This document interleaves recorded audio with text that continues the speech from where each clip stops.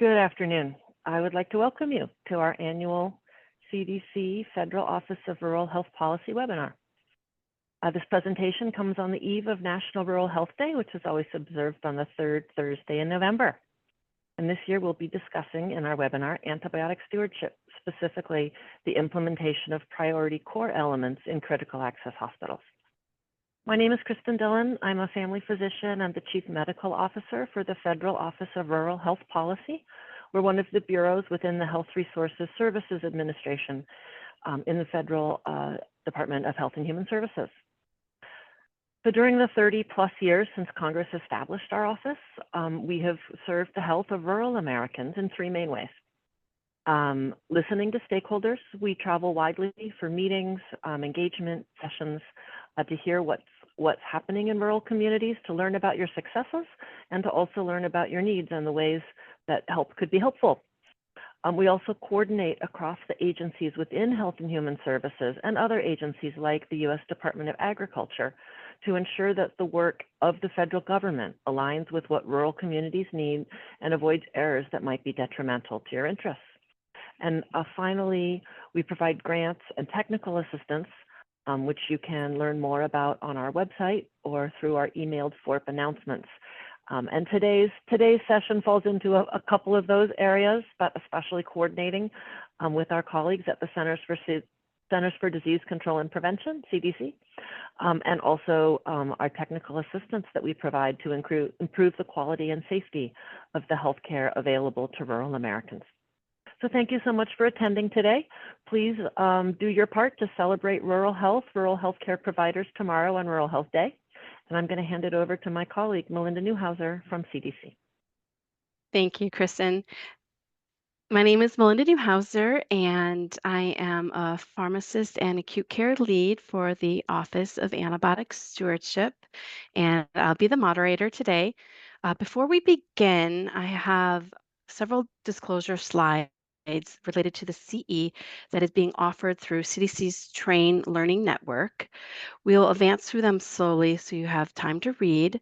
This first one is for the Continuing Education Accreditation Statement, and the webinar is accredited for the following CEUs. They include CME, CNE, CEU, CHES/MCHES, CPE, and CPH. I'll now show with you the following disclosure statement. Please take a minute to read.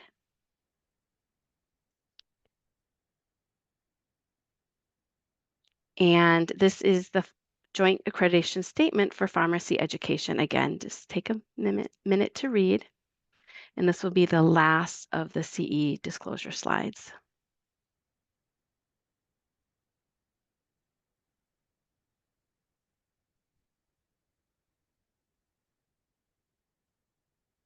Okay, I think we can transition to the fun part.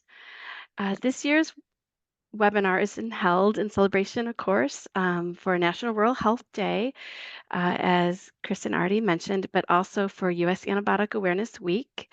And we have several incredible speakers. First is Amy, who will provide a brief overview of the CMS Promoting Interoperability Program and AUR. And then I'll discuss the CDC's priority core elements. Anthony will be discussing implementing the priority core elements in the critical access hospitals. And then finally, Trevor will be presenting on health department support for stewardship in critical access hospitals. And then each speaker will more formally introduce themselves and their roles at the beginning of their presentation. And then as time permits, we'll follow by a Q&A at the end. Next slide.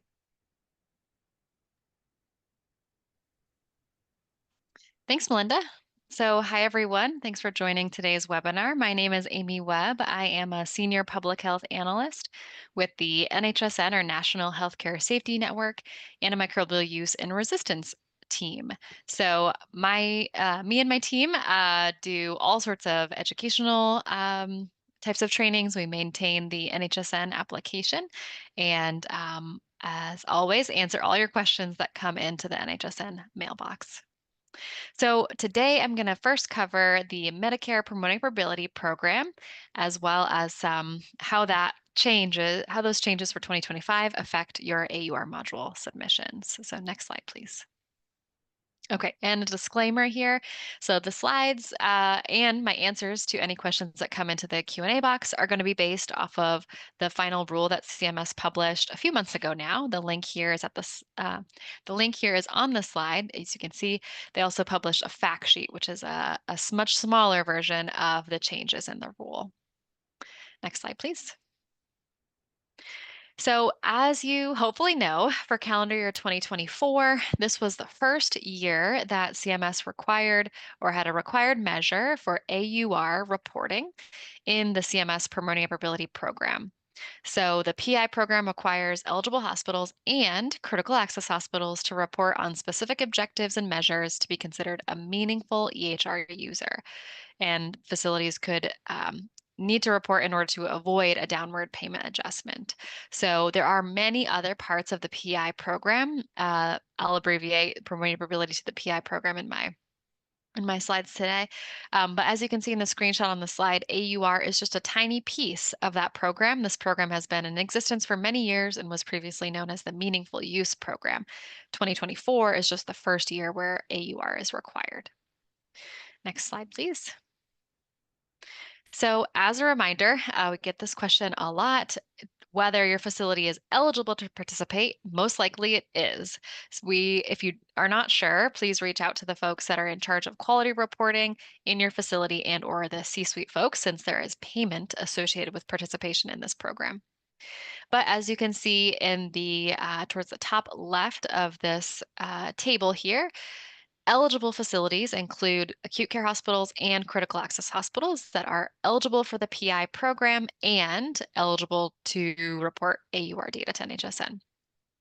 The handful of facilities that are not eligible for the PI program include inpatient rehab, inpatient psych, long-term acute care hospitals, and rural emergency hospitals. So if any rural emergency hospitals are out there listening today, you do not participate in the PI program and therefore are not required to report AUR module data to NHSN.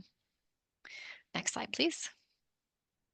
So we've already kind of covered this. The AUR module data or participation in the AUR module are required for this calendar year, 2024. And again, that applies to eligible hospitals and critical access hospitals. And the measure includes submission of both AU and AR option data.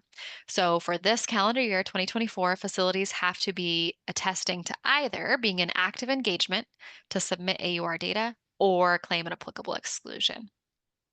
Next slide, please. So if you're not familiar with the term active engagement, that's used throughout the CMS PI program. So you have these two options. Option one, which is kind of the first level, if you will, pre-production validation. That includes registration within an HSN. That's just a one-step process. Then the facility works towards the testing and validation of their CDA files with their vendor. So CMS clarified that in order to attest to option one, you just need to register and then work towards the generation of those test files in this calendar year to be able to attest to option one. You don't actually have to complete that test file step for option one. If you're further along in the process, maybe you're going to attest to option two, validated data production. So again, those folks still need to complete that registration screen, but then they move on to submitting production, AU and AR option data into NHSN during their EHR reporting period, which for calendar year 2024 is a period of 180 continuous calendar days. Next slide, please. So we have three exclusions for 2024. So number one, does not have any patients in the patient care locations for which data are collected during that 180-day EHR reporting period. So that might be if your facility was closed due to a natural disaster or large-scale construction per se, maybe. That would be exclusion number one. Number two, does not have the electronic medication administration record or the barcoding medication administration system or electronic ADT system. And that would meet criteria number two. And lastly, number three, does not have the electronic LIS system or electronic ADT system. That would meet criteria number 4. And more specifically, that is number 3 is probably the most common exclusion we're seeing or we're hearing from facilities about, and that's specifically related to if you send out your isolates for either species identification or antimicrobial susceptibility testing, and those results come back to you in the form of a PDF or maybe even a fax. Those data that are coming back to you are not interoperable, and therefore you would need to claim this number 3 exclusion. Next slide, please. Okay, so let's talk through some exclusion examples for 2024. So for number 1, let's say we're going to use Canada because Canada is the most frequent organism we hear about for exclusion purposes. So if your Canada isolates are sent out for identification or AST and returned to the facility via PDF or fax, then again, like we just covered, you don't have interoperable data and you should claim the exclusion. However, number 2, if your Canada isolates cannot be speciated, and then those isolates are not eligible for AR option reporting because for 2024, we require specific Canada species to be reported. So if you don't have that information, you don't have species information, you don't have the data for Canada, so you would not report any Canada and you would also not claim a PI exclusion. And then exclusion or example number 3, if Canada isolates are speciated but do not have AST performed, then also those isolates are not eligible for AR reporting since in 2024, we require all isolates to have antimicrobial susceptibility testing to be considered an eligible isolate. So in that case, again, you don't have the data that would be needed for submitting Canada, so you would not claim the PI exclusion in that case either. Next slide, please. Okay, so now that we've covered an overview of 2024, let's jump into what's changing for calendar year 2025. So this slide highlights the 3 big changes that we'll talk through in more detail in the future slides, but also you can see in the screenshot on the slide the new measures or the separated measures for calendar year 2025. So the AUR measure is being split into 2 separate measures, AU surveillance and AR surveillance. Because of that, because of the split, they are both being considered brand new measures by CMS for 2025, which means facilities have an extra year in option year 1 if you need it for 2025. And also the exclusions have now been separated and 1 new exclusion has been added for each measure. Next slide, please. Okay, so the split of AU and AR into 2 separate measures means that your hospital has to be in active engagement or have an applicable exclusion for each measure because both are still required for the PI program for 2025. So as an example for 2024, if, for example, your facility met that exclusion where you don't have interoperable data coming back to you from your external lab, you could claim the exclusion based on your AR data, which would also allow you to not report AU data to NHSN because they're a single measure. And claiming an exclusion for AR also kind of carries over into AU.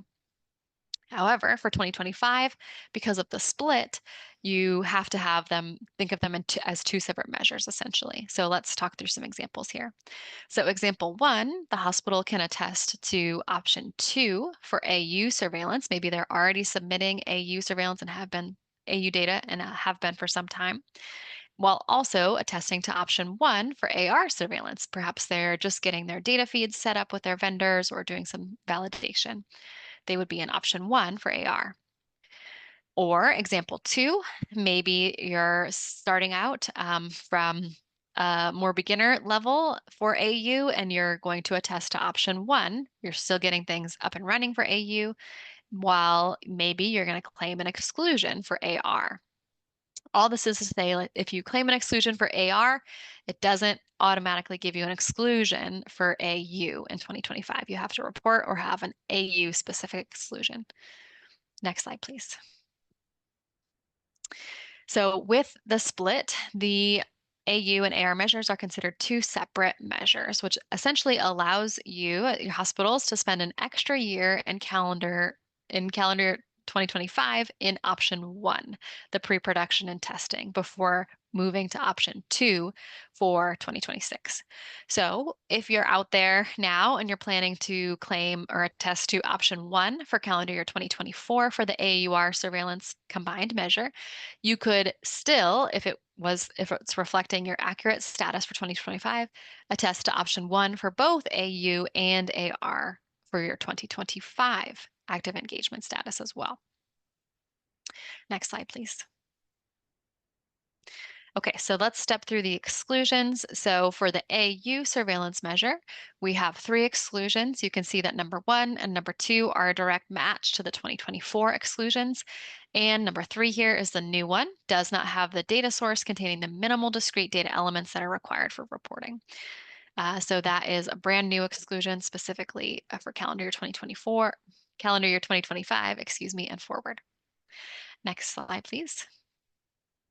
And for AR surveillance, you can see here that number 1 and number 2 map to the previous exclusions for 2025 exactly. And number 3, again, is the brand new one. It's actually the same wording as the new one for the AU surveillance measure and essentially gets towards that, does not have the minimal discrete data elements. So in the example where you send out your isolates and they come back to you via PDF, you would claim this number 3 exemption or exclusion, excuse me, for calendar year 2025. Next slide, please. Okay, so let's talk through those same exclusion examples just in the lens of 2025. So example number 1, you send out your Canada isolates and they return via PDF or fax. Again, you still don't have that interoperable data and you would claim that number 3 exclusion on the previous slide. And number 2 and number 3 examples are actually a little bit of a spoiler to some changes we have coming up in my next few slides I'll talk about for AR option reporting. But in 2025, the AR option is going to expand to include all Canada genus level codes and species, or the one Canada genus code and all Canada species. So in example 2, if your Canada isolates cannot be speciated, that's okay for 2025 because you can report Canada genus as the code in that AR event. So in that case, you would not claim the exclusion and you would submit your AR events using the Canada genus code for the organism code in that case. And number 3, if your Canada isolates are speciated but do not have AST performed, again, they are now eligible for reporting in 2025. We're making essentially an exception. We heard a lot from facilities that either they don't do AST at all on their Canada isolates or only at physician request, only in specific scenarios. So we are expanding the AR option to include Canada isolates without antimicrobial susceptibility testing. So if that's the case for your hospital, then those isolates become eligible in 2025 as AR events, and you would not claim an exclusion. Next slide, please. Okay, but remember, you have to have an exclusion for each measure separately because they're 2 separate measures. So let's say example number 1, if your hospital inpatient units were closed for construction, you could claim an exclusion for both AU and AR surveillance measures because that number 1 exclusion on both AU and AR was valid. Or in example number 2, let's say your hospital does not receive those AST results from your external lab in discrete fields. You could claim exclusion 3 for AR surveillance, but you must be in active engagement to report your AU data if you didn't have anything that met an AU exclusion. Next slide, please. Okay, so now as far as what to do in 2025, the steps are still the same. So if your hospital has not already registered intent, and the vast majority of you have already done that step, then no further registration is required. You can only do that step one time. You won't ever do it again. If your hospital has already sent test files, and many of you have already done that. So if you've already done that this year or any previous calendar year, you don't need to resend those. So if your hospital is already sending production data, you would continue sending production data. So nothing really changes. So depending on what part you're at in the process, you just continue on the process just as you were planning to, essentially, when the measures were combined. Next slide, please. And the same deadlines will apply in calendar year 2025. So registration, if you haven't already done that, you're planning to do that in 2025, CMS states that you should register your intent within 60 days of the start of your 180-day reporting period. Those test files, if you haven't already sent those and you plan to do that step, we ask that you reply to our request for test files within 60 days of that request, just to show that you're actively engaged with us. You're replying to the email essentially. But if your test files are not ready yet, that's okay. You just send a status update that says, I'm working on XYZ, and we hope to have the test files ready, within the next 3 months or something like that. That's all you need, and no further status updates are needed after that.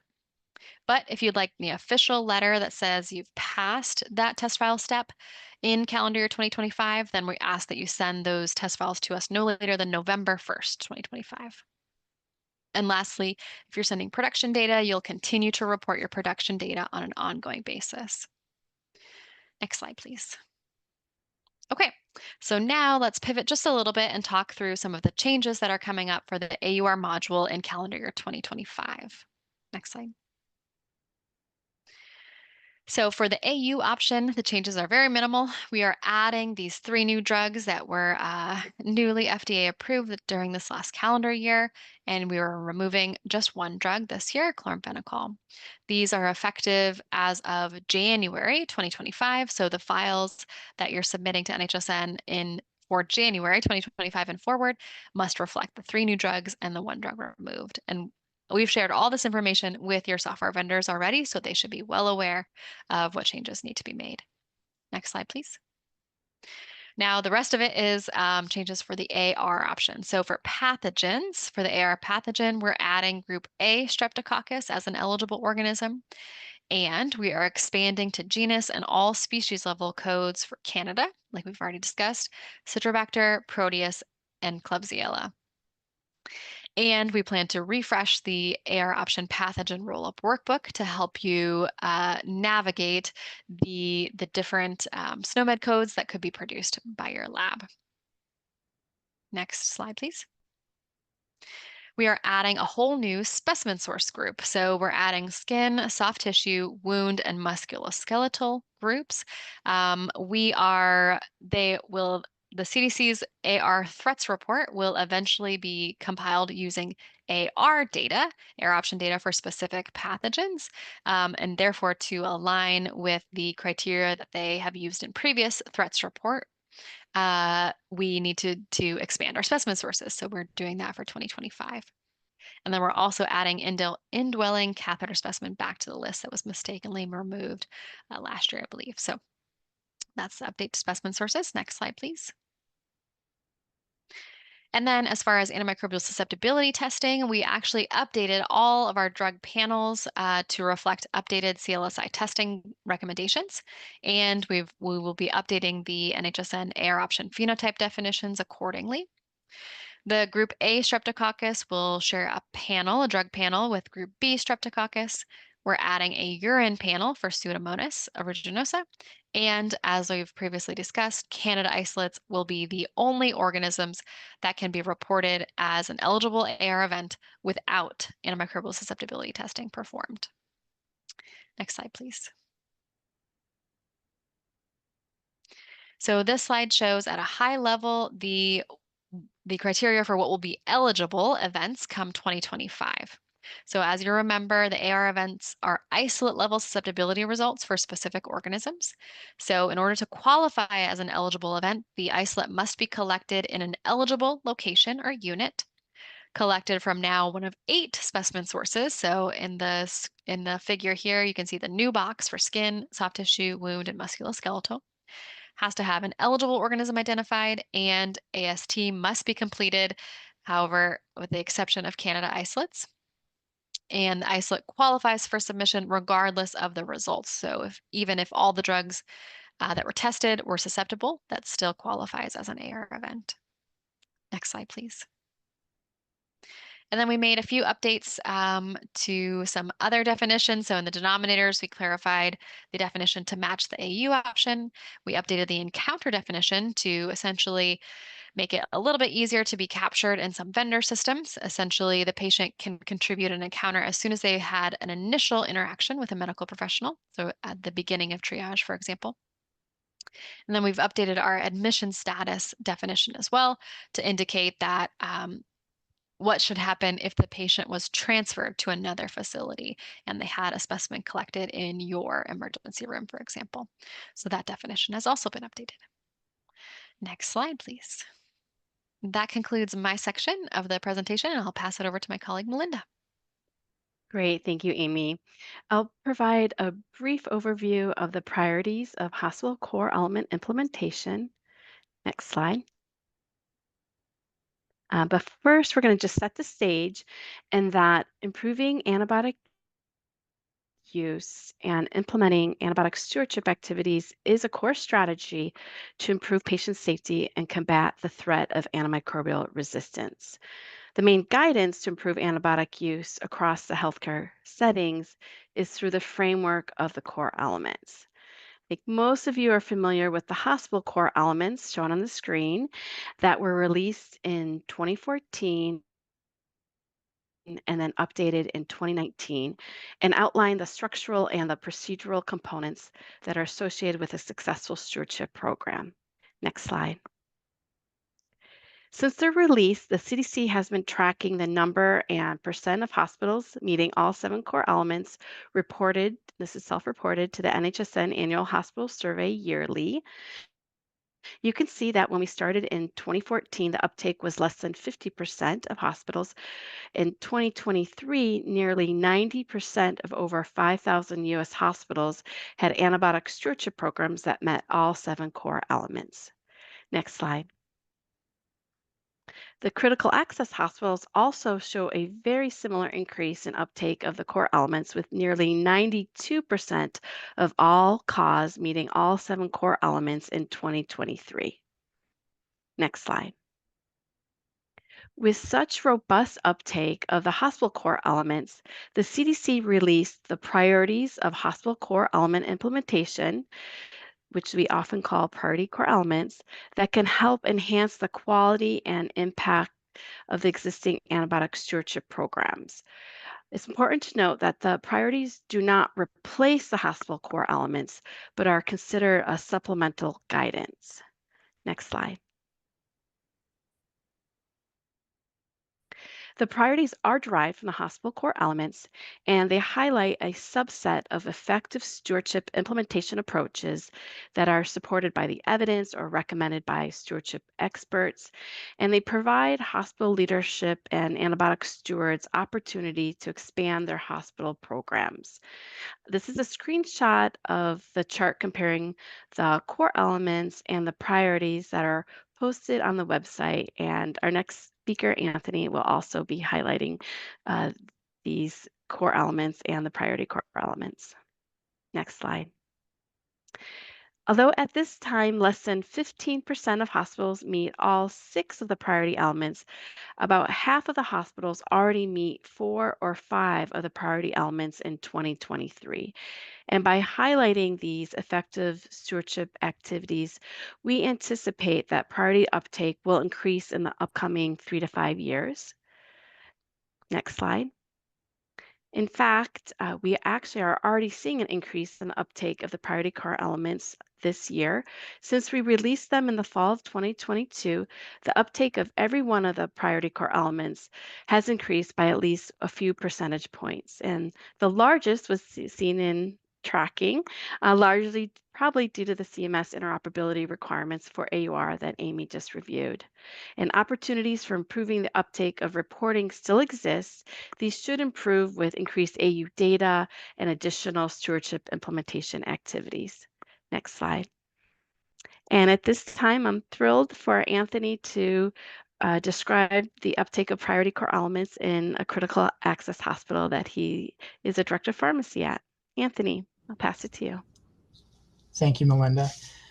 As Melinda stated, my name is Anthony Rodewald. I am the director of pharmacy at Community Hospital. It's located in Southwest Nebraska.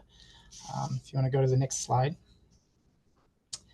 I would like to begin just by thanking the Federal Office of Rural Health Policy and the CDC for the opportunity to speak today.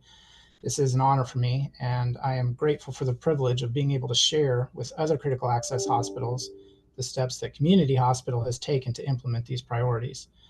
I hope other CAUs out there that haven't yet done so will be encouraged that this is not only doable, but will benefit their patients. Next slide. So I found it interesting that in Nebraska anyway, more facilities, both large and small, report that they have some level of ID specialty training compared to having ASP responsibilities built into their job descriptions. I can't exactly say why this is, as I feel a job description is low-hanging fruit. However, I can't overstress how important implementing this priority is to the success of your program. Doing so sets clear expectations.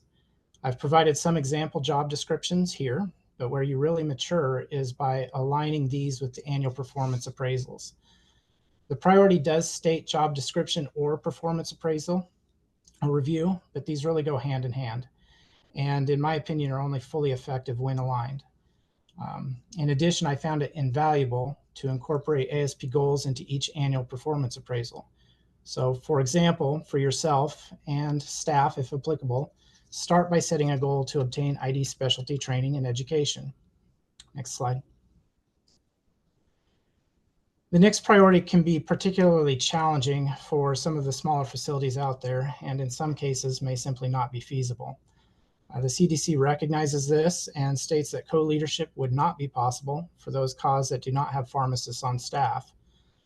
Out of the 49 smaller facilities in my state of Nebraska that responded to the 2023 NHSN survey, only 31% have been able to implement this.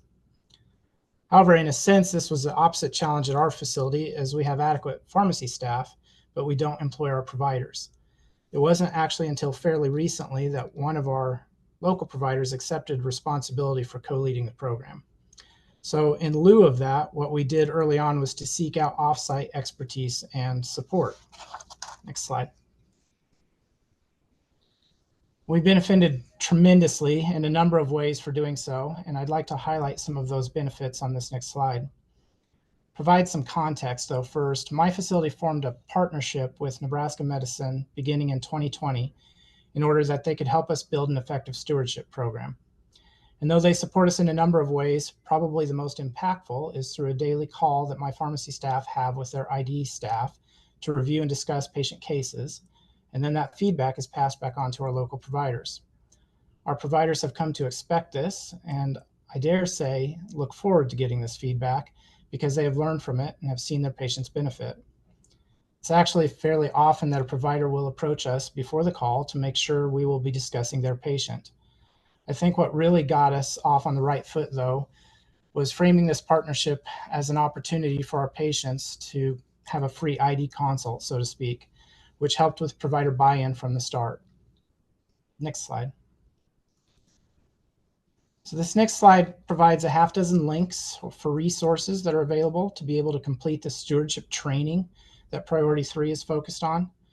For those facilities that haven't accomplished this yet, just know that this doesn't mean you have to hire an ID provider or have your pharmacist apply for an ID residency or anything of the sort. These offerings are very doable, as most are online and self-paced. I would also note that the CDC courses mentioned here are available for no cost. At my facility, it is an expectation that each pharmacist attains at a minimum SIDP training certification.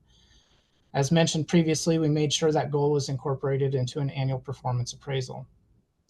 I think it is important to note that in CAUS, most of this training is falling to the pharmacists. And although that would technically fulfill the priority, I can't emphasize enough how important it is for the effectiveness of your program that you have physician leadership on your team and that training occurs for them also. So we've tried to accomplish this a couple of different ways. One simple way was to carve out some time at our ASP meetings to watch training videos, which we did with the CDC courses. This is especially effective if your facility doesn't employ their providers, like ours, as it is challenging to get them to pursue ASP training on their own time. The providers on our team appreciated not having that additional burden by instead including that training into the meetings that they were already attending. Even if you only have one or two providers as members of your ASP team, if you can provide them with some sort of formal training, it will help to make your ASP efforts more meaningful to them. And there's a good chance that any change in prescribing practices on their part will permeate out to the other providers that are not on the team. Next slide. So the next priority has two parts. The first is adopting facility-specific treatment recommendations for common clinical conditions. and the second is performing prospective audit and feedback. So starting with the facility-specific treatment recommendations, these are foundational, and I would suggest should be one of the first tasks for an ASP team to tackle. Facilities should create and implement order sets that provide guidance for common clinical conditions in order to ensure that prescribing is appropriate, targeted, and effective. ASP teams should also be reviewing these annually to make sure that they are consistent with the current recommendations. I've listed out several resources that can be helpful to teams trying to develop order sets. Some of these are free resources that are available. An example is the link I provided to Nebraska Medicine's Antimicrobial Stewardship Program's Clinical Pathways and Guidance website, which is excellent. I've also included a link to the class research site where they highlight a number of subscription services that are available that may be helpful. Thirdly, most CAWs have a formal relationship with a larger facility that would be able to support them in developing any new order sets. Whatever way you choose, it is essential to mention, however, that although these resources are available to help, they should never just be copied. It is probably obvious that local formularies need to be considered, but facilities also must take into account local susceptibilities when creating and reviewing antibiotic-driven order sets. Next slide. Moving on to prospective audit and feedback. I'd have to say it is when we started doing this that I felt like we were really truly doing stewardship. It's not that all the things I mentioned before weren't stewardship or aren't important, because they are, but when you start making interventions guiding current antibiotic treatment plans, you have that direct, tangible impact on the quality of care that is being provided. Even if your team has rolled out what is felt to be the best order sets, they simply cannot be sufficient for every clinical situation. You'll find that when you start prospectively auditing orders, there will be a lot of opportunities for more judicious and appropriate antibiotic usage. As already mentioned, this is where we found it so invaluable to seek out remote expertise. I can't stress it enough, and I hope to encourage other CAWs to consider doing the same, especially if you're like us, where the audit and feedback responsibilities are going to be performed by pharmacists. Approaching a provider with unsolicited advice, which is part of providing concurrent audit and feedback, can be daunting. But I have seen my staff develop greater confidence, and there is the weight of the ID experts at Nebraska Medicine to support us with the backing that advice. So this slide shows the contract language that we have in place with Nebraska Medicine to support us with the daily prospective audit and feedback. It was from one of our daily calls that I would like to present a case quickly from this past summer that I think illustrates the improved quality of care that results from such a partnership. So next slide. So we had a 60-year-old male present to our ER upon referral from the primary care clinic for further evaluation of an ongoing fever and altered mental status times 6 days. Although the patient was not experiencing chest pain, shortness of breath, or urinary symptoms, the patient was started on Zosyn and admitted to the hospital with a working diagnosis of pneumonia and possible UTI. Next slide. Over the next 3 days, the patient continued to run high fevers and worsen clinically, in spite of the absence of leukocytosis. His LFTs were high on admission and continued to trend higher each day, and his imaging results showed a worsening pneumonia. On day 4, when the pharmacist was presenting the case on the daily stewardship call, they asked if the patient's illness could be tied to his summer occupation, which they happened to know was lawn mowing. The ID physician on the call that day said it perhaps could be if the patient happened to have mowed over a dead rabbit. So after the call, the pharmacist interviewed the patient and discovered that he had, in fact, mowed over a dead rabbit. Early in the day, he started getting sick.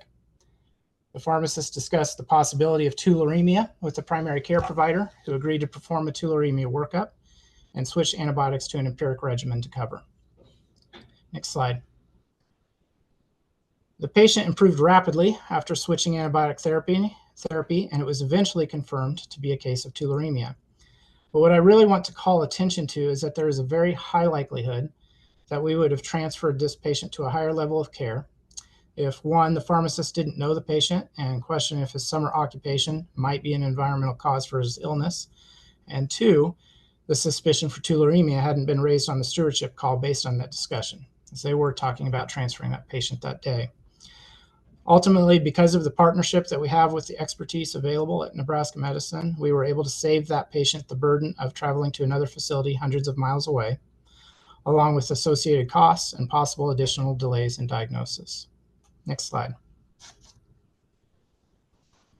So the fifth priority is submitting antibiotic use data to NHSN. And if I'm honest, when I saw the uptake in facilities in Nebraska being able to meet this, I was impressed, particularly considering the number of CAUs this includes. This slide reflects this increase over the past couple of years. If you move to the next slide, please. This slide shows a state-to-state comparison. It should be noted those states with lower submission rates also tend to have a higher proportion of CAUs, critical access hospitals. Next slide. So this priority can be very difficult for critical access hospitals. Submitting data, especially for smaller facilities, may require purchasing software that is able to package the data for submission, and many of these solutions can be quite expensive. I think it's safe to say the addition of AU reporting to the CMS PI program, as talked about earlier, has contributed to the uptake in reporting, but this nonetheless remains challenging for those smaller facilities. If purchasing software is necessary, I would encourage facilities to reach out to their state health departments and inquire if they're able to provide support for AU reporting. I know of at least one state that is providing expense reimbursement opportunities to help facilities offset some of these costs. I understand that there may be some other states that are doing the same, so it's worth reaching out to see if that's the case. Despite the challenges of AU reporting, it has been proven to be beneficial to us. In our case, because of our reporting, the health department was able to identify outliers in prescribing patterns and provide us with suggestions for improvement. And this benchmarking will only improve as more facilities adopt reporting. Next slide. However, benchmarking and identified opportunities for improvement in prescribing mean nothing if you can't put this data in front of your prescribers. So we run our AUR reports up through several committees at our hospital, but it's equally important that your prescribers are given feedback on how they compare to their peers. In addition to antibiotic prescribing comparison reports, we also track our intervention acceptance rates, which you see here. The example provided on this slide is at the dashboard level, but we also break this down to the individual prescriber level. And both the comparative antibiotic prescribing reports and the intervention acceptance reports are provided to our providers annually. The simplest way we found to do this was to incorporate these feedback reports into periodic performance review, also known as OPPE reporting requirements, but you may find some other formal means of doing so. Next slide. So I'd like to wrap up by sharing an example of a quality board that we published highlighting our stewardship efforts and accomplishments, which we displayed in the lobby of our front entrance as one means to raise awareness of the importance of antimicrobial stewardship. And although there is no priority for education, I believe when you've put in the effort to implement the priorities spoken about today and can then use those tracking elements to show improvements, it provides an opportunity to send a powerful message to providers, staff, and the public about the benefits of being good stewards of our antimicrobial resources. And so with that, I'm going to hand it over to Dr. Van Schooneveld. Thank you. Thanks, Anthony. I'm Trevor Van Schooneveld. I'm an adult infectious disease physician at the University of Nebraska Medical Center, Nebraska Medicine. I'm also the medical director for our state antimicrobial stewardship outreach program. I'm going to talk about health department support for stewardship in critical access hospitals. Next slide. I'm going to couch this in the core elements for stewardship for health departments that have recently been published by the CDC.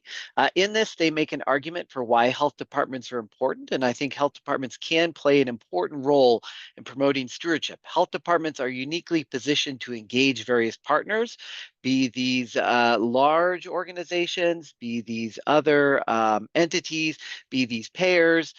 They can connect with diverse partners. They're not restricted to specific settings.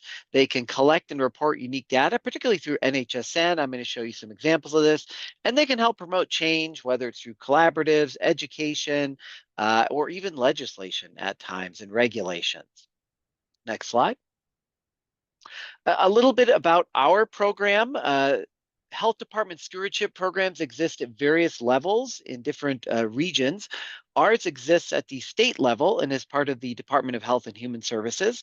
The other thing to know about our program is a little bit about our state. The little orange blobs are the only non-rural portions of our state. And so we are a decidedly rural state. And so our efforts have focused in those areas of need. Next slide. The first element is dedicate human and financial resources, and that really is the health department's job, is to make sure that there's someone who makes sure that that these stewardship programs have adequate staffing and resources, as well as training and stewardship. Also, they can help to integrate them into other structures in the health department. I think infection control and outbreak work is particularly important. Our program is integrated with our state's infection control program because there's often great overlap between those two things. They can also help facilitate collaboration with other agencies within the organization. Next slide. Core elements 2 and 3 I've combined. It's designating a leader or co-leaders, physician and pharmacist responsible for that program, and then ensuring those leaders have expertise and experience. Next slide.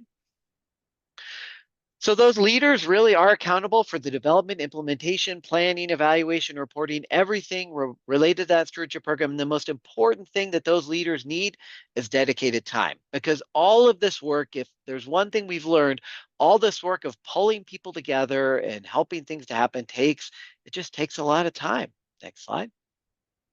Also, you need to make sure there's expertise, whether it's infectious disease, microbiology, epidemiology, IT, communication, grant support.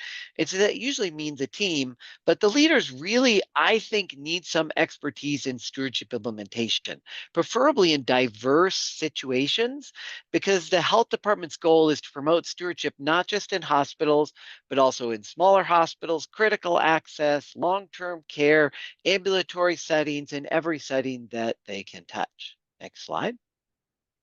I'll tell you a little bit about our program, the Nebraska Antimicrobial Stewardship Assessment and Promotion Program, or the ASAP program. It's headquartered at Nebraska Medicine UNMC, and it's supported by the Department of Health and Human Services through a CDC grant. And so we did that partnership for a very specific reason, because it helps us to have some cross coverage and also employ a variety of experts, which do more than just work for our state institution. It's really been a fantastic partnership. We've really enjoyed the opportunity to work with the state. They've been a great partner, and hopefully we've been able to provide some great partnership for them. We employ ID pharmacists, physicians, because we overlap with our infection control program. We share data analysts, administrative assistants, and our goal is to promote the effective use of antimicrobials and improve patient outcomes. And it's really through collaboration. We're not going to be stewards for people. We want to train and raise up awesome stewardship programs all across our state in a variety of settings. Next slide.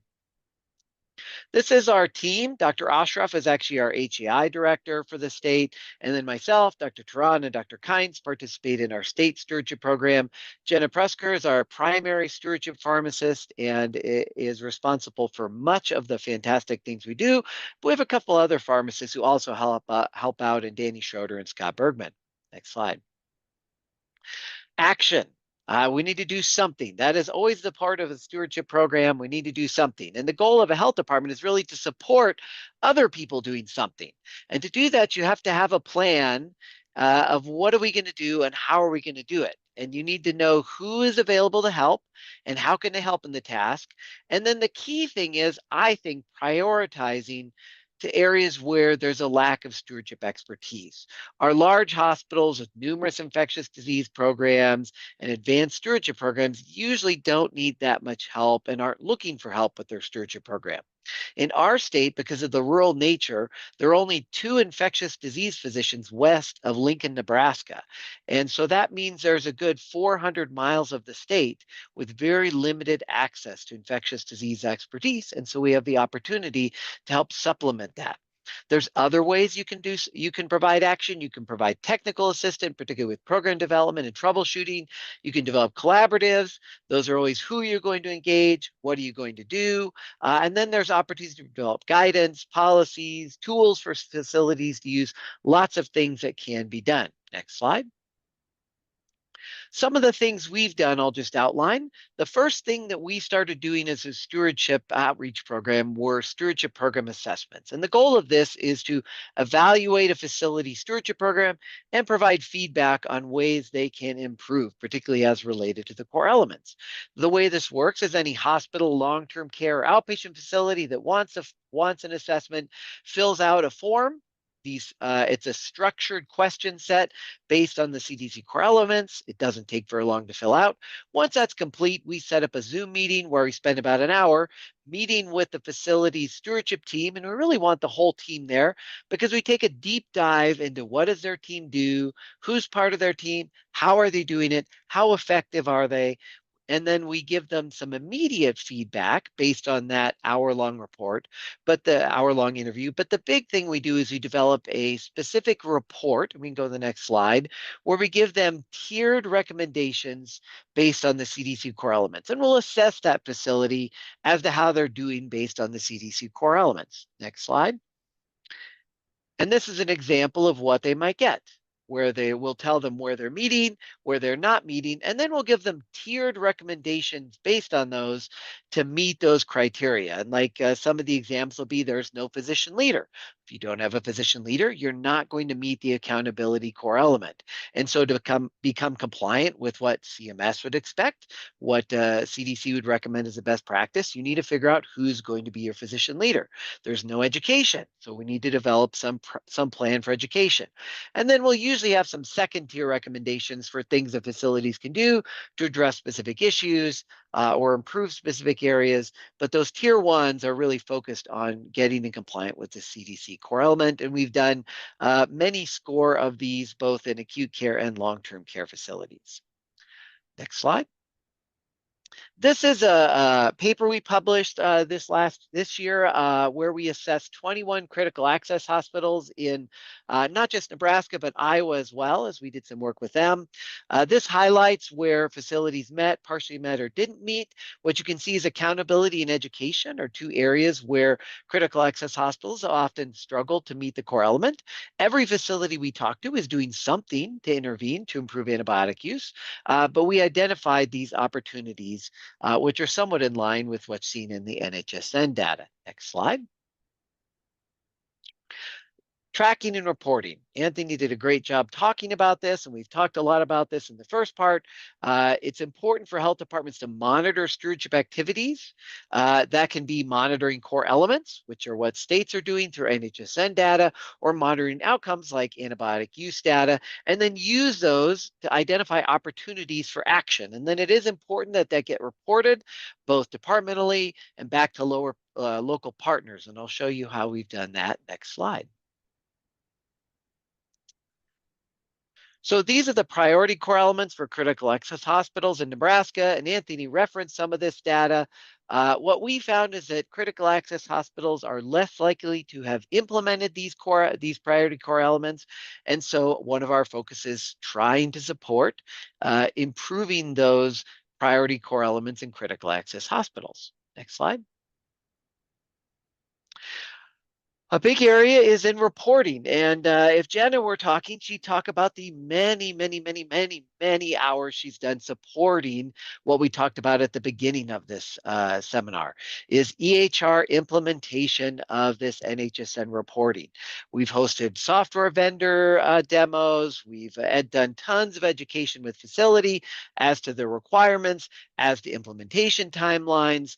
Once facilities actually start doing this, we spend a bunch of time with NHSN setup, location mapping, helping pharmacists figure out how to be NHSN users because they've not generally been in the past.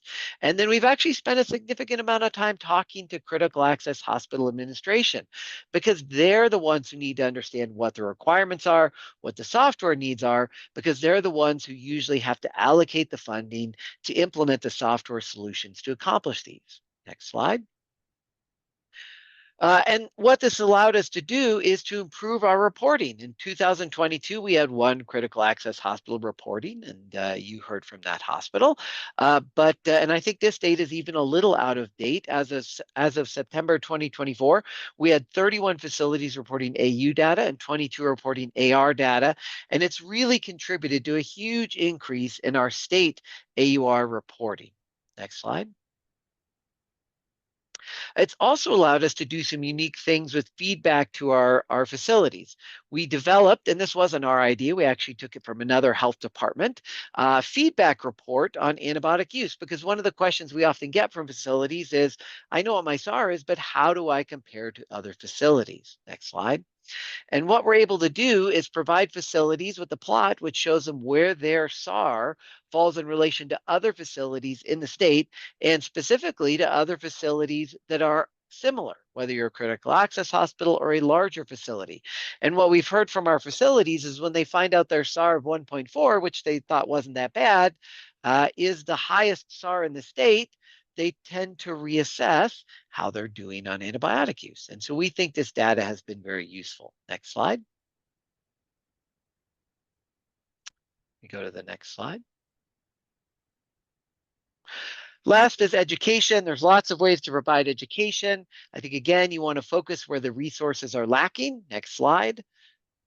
We've developed a stewardship website with many tools for acute care, long-term care, ambulatory care. We have a YouTube site, a channel which has numerous educational videos on it. Next slide. We've put on a statewide stewardship summit since 2018. We missed a year or two in there because of COVID. It's been an in-person event. You can see from the map where people attended in 2023. We've tried to cover a broad swath of topics, focusing on acute care, critical access, but also including long-term care in ambulatory settings and trying to bring in some infection control. From our survey in 2023, we did a follow-up survey at 6 months. What we found is that 83% of the facilities that responded said they'd implemented practice changes, and over half said that it improved patient outcomes, and 3/4 said that it improved team performance. And so we're very happy with this, and we plan to continue to do this because it seems our facilities are finding it beneficial. Next slide. And so just to finish out, I think health departments really are uniquely positioned to interface with various facilities, particularly critical access hospitals, and really promote the improvement in care for our patients in their health district.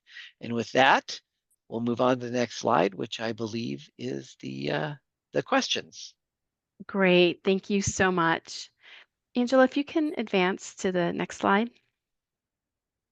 I would like to thank our presenters, Amy and Anthony and Trevor, for highly informative and interesting presentations on all the different topics. And I want to thank Amy. She has been actively answering questions in written form. And if there's any additional questions regarding NHSN, you can contact their mailbox, and they can respond through email.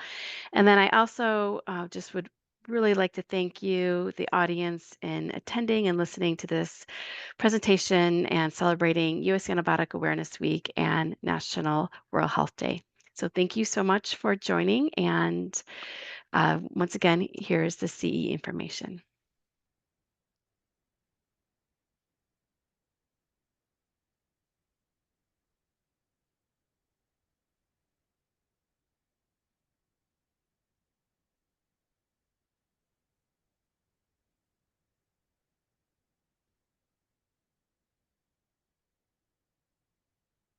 And Angela, I think we can